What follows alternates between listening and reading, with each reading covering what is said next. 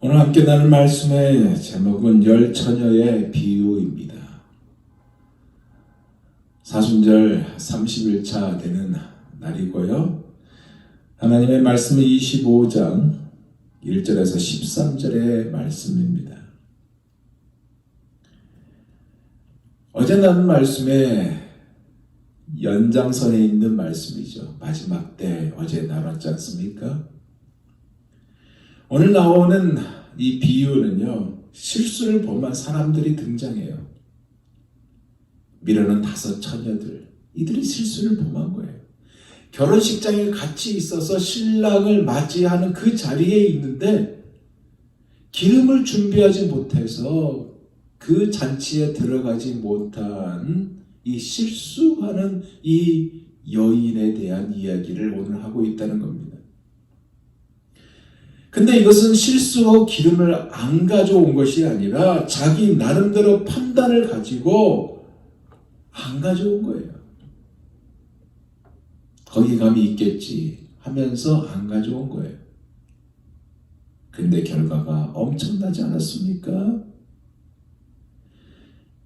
여러분, 예수님 당시에 결혼 풍습, 혼인 풍습은 지방마다, 가정마다 약간씩 달랐어요. 대개는 이렇습니다. 신부 아버지가 자기 딸을 위해서 잔치를 이렇게 준비해요.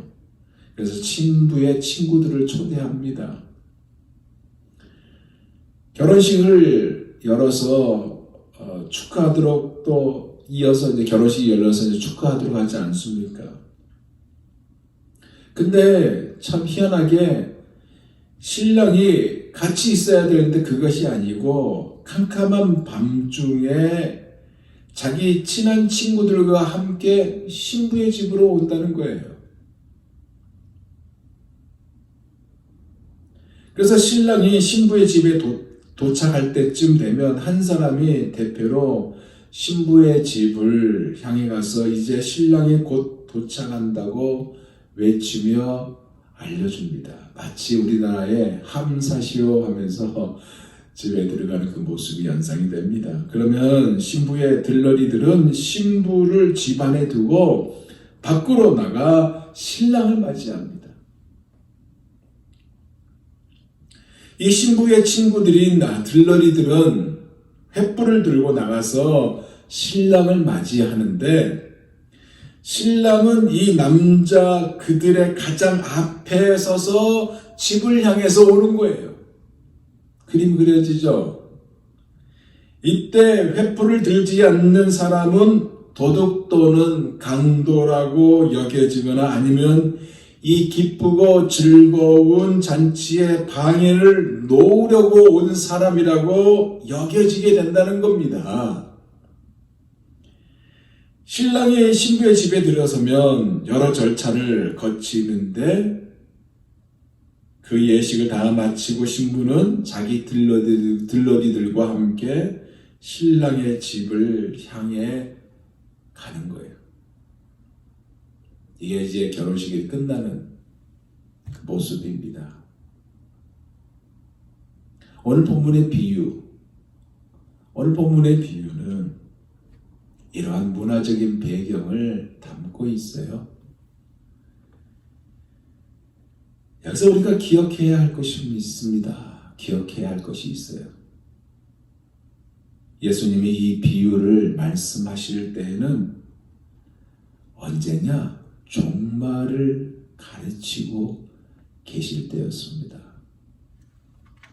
24장에 세상의 종말과 자신의 재림에 대해서 길게 설명하시면서 결론은 깨어 있으라 하고 말씀을 하고 있는 상황이었습니다.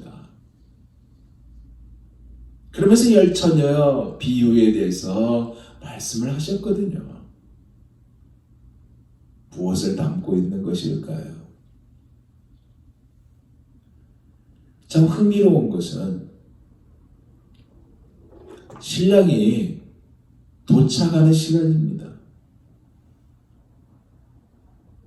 신랑이 도착하는 시간. 한밤중이에요. 이 한밤중이라는 이 부분이 24장 43절에 나오는 도둑이다 라는 이 도둑의 이미지와 비슷하지 않습니까? 도둑이 나와요 하면서 예고하면서 옵니까? 그렇지 않잖아요.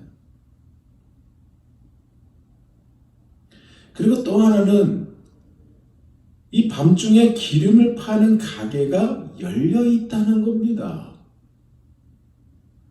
생각해 보세요. 너무나 비현실적이지 않아요? 한밤중에 기름을 파는 가게가 열려 있다? 너무 인위적이지 않는가? 뭐를 의미할까요? 이거는 우리에게 이러한 내용을 자세히 설명하기 위한 것이 아니라 우리에게 주시고자 하는 말씀의 핵심이 있다는 것입니다. 교훈이 있어요. 그러면 이 교훈이 무엇일까요? 주님의 재림이 지체하는 것처럼 느껴지더라도 종말을 철저히 준비하라 이 말씀이에요. 1절에서 5절 우리 한번 읽습니다. 그때에 천국은 마치 등을 들고 신랑을 맞으러 나간 10처녀와 같다 하리니 그 중에 5은 미련하고 5은 슬기 있는 자라. 5은 미련하고 5은 슬기 있다 그랬어요. 미련한 자들은 등을 가지고 있었어요. 등을 가지되 기름을 가지지 아니하고 슬기 있는 자들은 그릇에 기름을 담아 등과 함께 가져갔더니 신랑이 더디오므로 다 졸며 잘세. 10명이 다 신랑이 늦게 오니까 졸며 잤다고 그랬습니다. 자, 10처녀는 누굽니까? 신랑을 기다리는, 즉 예수 그리스도를 기다리는 그리스도인이에요. 크리스찬이에요. 이들에게 공통점이 있어요. 뭐예요? 모두 다 등을 가지고 있다는 겁니다. 차이가 뭐예요? 5은 기름이 준비되어 있지만 5은 기름이 준비되지 않았다는 것입니다. 또 하나 특징이 뭐예요? 이 10명 다 신랑이 더디 오니까 졸며 잤다라고 했습니다. 잤어요. 그렇지만 5은 신랑이 오는 것에 대해서 준비되어 있지 않았고 다른 5명은 준비되어 있었다는 것이 특징입니다. 신랑이 더디 온다? 뭘 의미합니까? 많은 사람이 기대하고 생각하는 만큼 주님의 재림이 빨리 오지 않았다는 것을 의미한 거 아니에요? 여기서 혼인잔치는 뭘까요? 예수님의 재림 후에 하나님의 나라, 결국 문이 닫혔다는 것은 뭐예요? 마지막 심판을 의미하는 것입니다. 근데 여기에서도 중요하고도 핵심이 참 해석이 어려운 것이 있는데 기름입니다. 기름. 이 기름이 무엇일까요? 올리브유일까요? 아니면 휘발유일까요?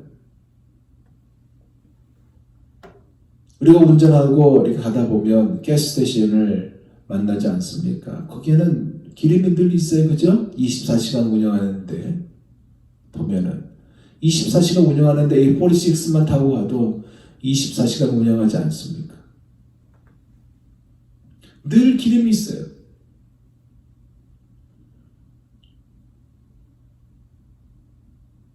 이 기름이 뭘까요? 휘발유일까요? 올리브일까요?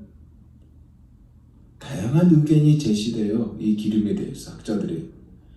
이 기름을 선행이라고 말하는 사람이 있고요. 이 기름을 구원에 이르는 믿음이다 라고 말하는 사람이 있고요. 또 어떤 분은 기름은 즉 성령이다 라고 말하는 사람도 있고요. 또 어떤 사람은 하나님의 은혜다 라고 말하는 사람이 있어요. 자, 이것이 다 맞느냐? 맞다고 보기는 힘듭니다. 자, 6절에서 10절을 보면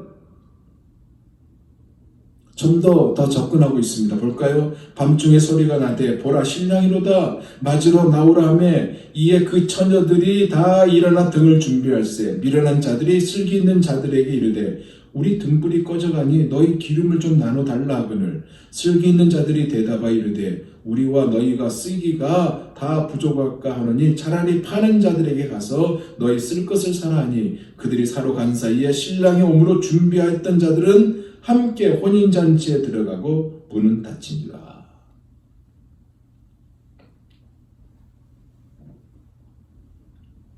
기름을 사라고 하고 있지 않습니까? 기름을 사라.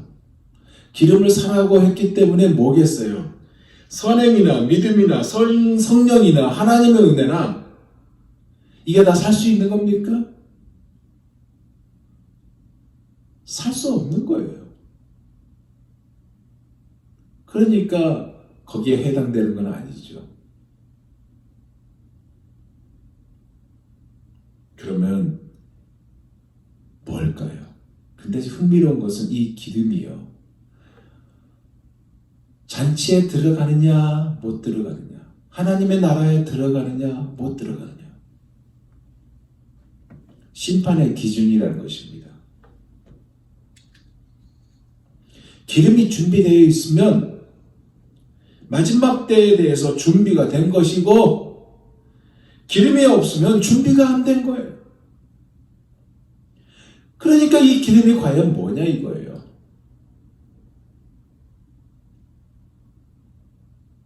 기름은 예수님의 가르침에 순종하는 가운데 사랑과 자비의 행위입니다. 무슨 얘기냐? 우리의 빛이 사람 앞에 비치게 해서요, 그들로 하여금 너희의 그 착한 행실을 보고 하늘에 계신 너희 아버지께 영광을 돌리게 하는 것, 이것이 기름이에요. 그러면서 주님이 11절에 미련한 처녀들에게 뭐라고 합니까? 그 후에 남은 처녀들이 와서 이르되 주여 주여 우리에게 열어주소서. 기름을 사러 갔다가 기름을 샀어요. 근데 돌아와 보니까 문이 닫혀 있는 거예요. 그래서 주여 주여 우리에게 문을 열어주소서라고 외쳤다는 거예요. 그러나 그때는 이미 too late, 늦었다는 거 아니에요. 입으로 주여 주여 라고 한다고 되는 것이 아니라는 얘기입니다. 하늘에 계신 내 아버지 뜻대로 행하는 자가 되어야 한다는 거예요. 따라서 미련한 다섯 처녀들은 하나님의 다스림에 자신을 내어드리지 않는 사람들이고, 하나님의 말씀보다 자기의 생각이 더 중요하게 내세운 자들이에요. 하나님의 말씀보다 자기 생각, 자기 판단이 더 중요하다고 여겨서 주님의 뜻보다 자기 뜻을 더 내세우고, 이 정도 기름이면 충분하다라고 결론을 내려서 나름대로 판단하고 나아가다가 결국 천국 잔치에 들어가지 못하게 되었다는 거 아닙니까? 그러면 여러분, 착한 행실이 무엇을 말하는 것일까요? 불쌍한 사람을 도와주는 것일까요? 이 정도가 아니에요. 당연히 하는 거지만 이것이 아니에요. 하나님의 뜻대로 사는 것이 착한 행실입니다. 이제 결론입니다.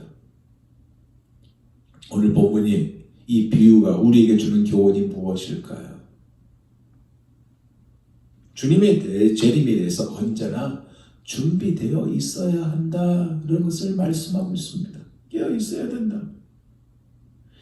이 세상의 종말이 언제 올지 모르지만 오는지 거기에 상관없이 항상 깨어 있는 자, 준비되어 있는 자가 되어라, 이 말씀이에요.